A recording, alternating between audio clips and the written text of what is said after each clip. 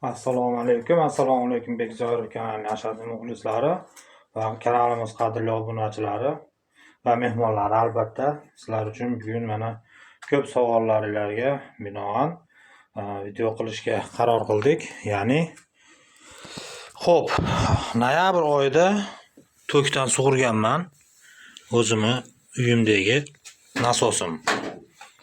Xo'sh, hozir ko'rsataman hammasini. Sizlarga yorug' bo'lib ko'rinyapti degan umiddaman. Mana nasos epa turibdi. Hozir sizlar bilan birgalikda tokka sayamiz. Ariston ham o'chik mana. Tokka sayamiz. Nima bo'ladi? Ishlaydimi, yo'qmi ko'ramiz. Xo'p, buning uchun bochkamizni mana bochkamiz suv. Qorayib ketadi, baqaton bosib ketadi degan odamlarga ham menimcha bu javob bo'la oladi. Suv mana prozrachniy turibdi. Prosta qorong'ulik uchun rang shunaqa ko'rinyapti. O'zi mana suv tiniq. Tiniq mana. Hech ham baqaton bosmaydi, boshqa bo'lmaydi. Biz endi bu suvdan ichmaymiz. Shuning uchun faqat yuvinishga, kuxnaga ishlatganligimiz uchun unaqa sanitarniy nima qilmaganmiz. Xo'p, hozir mana sizlar bilan birgalikda birinchi bo'lib Bismillahirrohmanirrohim deb Aristonni tak onda turibdi, eko rejimda turibdi. Aristonni yaxdik, xudo xolasa. Endi hozir nasosda bunaqa uzoq vaqt ishlamay turgan nasos hozir saysam ishlamas kerak aslida. Ko'ramiz hozir nima bo'ladi. Mana. Eshitdilar? Qaraga ham ko'rinmaydi. Taxmin qilganman men buni shunaqa bo'lishini. Endi buni o'chiramiz. Buni bo'shatamiz. Buni bo'shatib, bu yerdagi parrakda burayli xudo xolasa ishlaydi. Tak, qadrli obunachilar mana shu boltni ko'rinyapti degan umiddaman sizlarga. Shu boltni bo'shatamiz.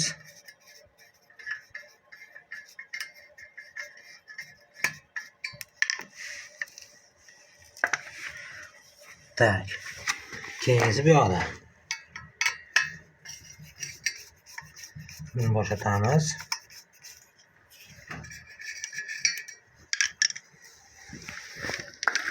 Xo'p. Endi 3-bolti ham bor. Buni qanday bo'shatamiz?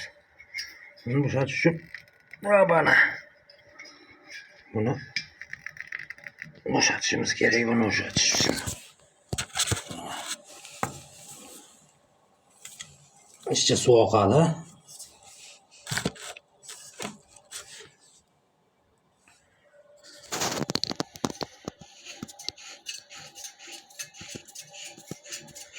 Suv oqadi mayli endi. Ko'p oqargan ekan. Buni yopib turishimiz kerak ekan. Chunki bosim bor ekanda nasosda. Teshilib qolibdimi? Og'ir bo'lib qolibdi.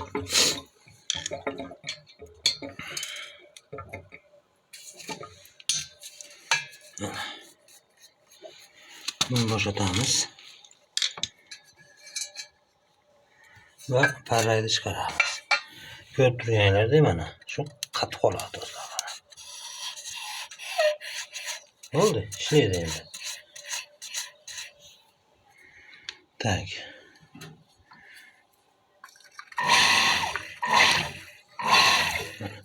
Ko'rdinglarmi? Bu birinchi pretenziya bo'ladi. Endi mana ikkinchisi. Teshilib qolgan mana shu suvni oqizamiz.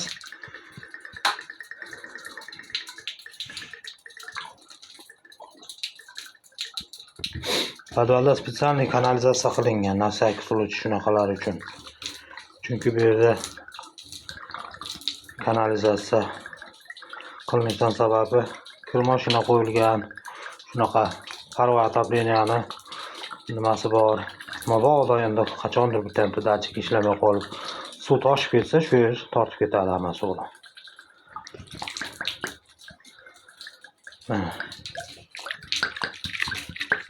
Toshni eshityapsizlarmi? Teshilib qolgan kamera. Zang suv chiqyapti ichidan dajunami. Hozir damni ko'ramiz. Bormi yo'qmi bu yerdan. Ichidagi suvni oqizib olaylik-da. Og'ir bo'lib turibdi. Qatiraveraylik. Qadrli obunachilar, joyidan ko'rsataman sizlarga. Taysanligi bormi? Bor. Qani, bismillah. Buni almashtirishimiz kerak.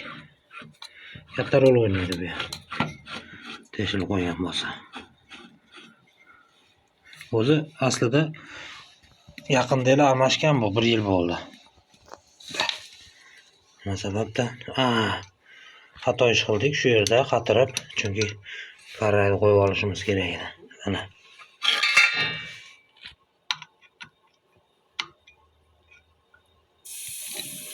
Ko'rdingizmi? Havo yo'q. Havo yo'q. Chunki bu teshilgan, birak. Bu teshilsa ham nasosni bir xil ishlashiga katta rol o'ynaydi. Juda ham katta rol o'ynaydi.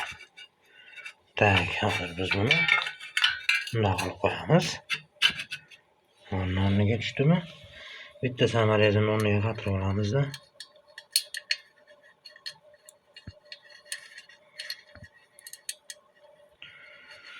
O'ylaymanki, bir foydali video bo'ldi deb o'ylayman, chunki ko'p odam nasosim ishlamay turgan edi, ishlamay qoldi, nima qilsa bo'ladi degan ko'p savollar kommentariyada tushyapti. Ishonmasanglar kirib o'qishinglar mumkin video taglarini. Hop.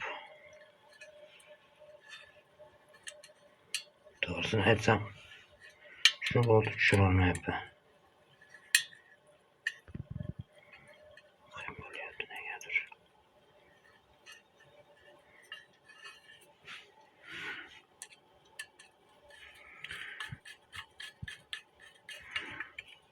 Xo'p, yana bir bor aytib o'tamiz. Uzoq vaqt nasos ishlamay turgan bo'lsa, birinchi sabab shu bo'ladi. Parrayda aylantirasiz, ishlab ketadi. Xo'p. Ikkinchisi, hozir buni teshilib qo'yganini bildik biz, bochkani. Ichidagi guruchasi teshilganini bildik. Qanday bilinadi? Bo'shatib chiqardim, og'ir bo'lib qolgan. Shu ichi suvga to'lib qolgan. Shundan. Xo'p, endi bunisini joyiga qatiramiz. Qo'ygan montlarni buni keyin qatiramiz o'rniga. Endi qaranglar, qadrli obunachilar, nasosni yoqaman. Ketdi. Bu hozir bochkaga olib boradi.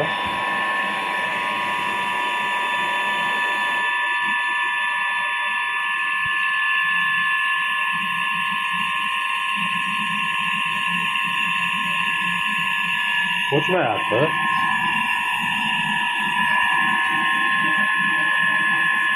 Ko'rdinglarmi? Bu suv tortyapti. Bu yerga olib qadaldi. Nasos o'chmayapti. Nimaga? Bunda havo yo'q. Bu teshilgan. Shu sababdan. Xo'p, endi ikkinchisi, to'kkasi qulgan holatda, hamma kranlik yopiq holatda nasosim bir ishlab o'chib yonyapti degan savol javobi mana shu обратный klapan deyiladi. 2 dona bolti bor. Boltni bo'shatasizlar. Amerikankani bo'shatasizlar. Buni отдельный o'zini mana germetik qo'yganman, mana germetik surib qatirganman. Shuni chiqarasizlar. Ichida обратный klapan bor. Yoki musor turib qo'ygan bo'lishi ham mumkin. Musor tursa ham shunaqa bo'ladi. Yoki klapani o'lgan bo'lishi mumkin. 40 ming so'm turadi. 25 ming so'mga olganimni eslayman bir paytlar. Shuni qo'yasiz, o'rnini qatirasiz. Agar hech joyda utechka yo'q bo'lsa, обратный klapanni qo'ysangiz, nasosingiz o'chib yonishi yo'qoladi. Xo'p, qadrli obunachilar, yana nima deyman? Hozir ikkita mana 3 ta narsani nasos bo'yicha 3 ta narsa aytib o'tdim sizlarga va yana bir narsa отвертка.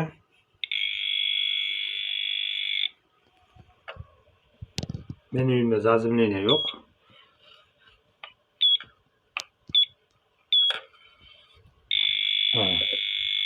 Tok bor joyda o'zi tirillayapti bu. Ko'rdinglarmi? Mana. Mana. Tok tekshirsa ham bo'ladigan narsa. Mana. Bu uzuk turibdi. Bunda chiyilmaydi.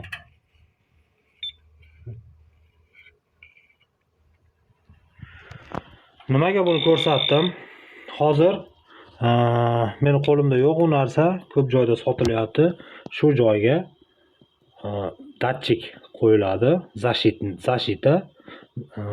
Siz dushda cho'milayotgan mahallingizda sizni tok urmaydi, shu o'zi ushlab qoladi.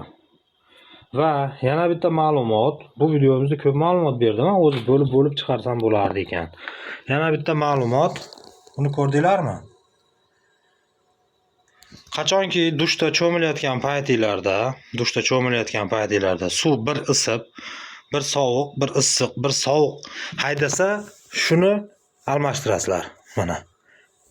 Tanib qolinglar, eslab olinglar. Shu narsani almashtirasizlar, bu ham yo'qoladi. Menda 30 talik real.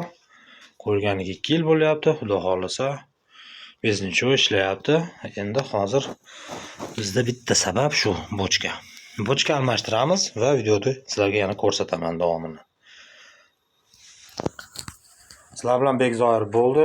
Videoda обязательно nasosida muammosi bor o'rtoqlarga ulashib qo'yasizlar va bitta like bosib, fikringizni обязательно kommentariyaga yozinglar. Sog' omad bo'lasizlar.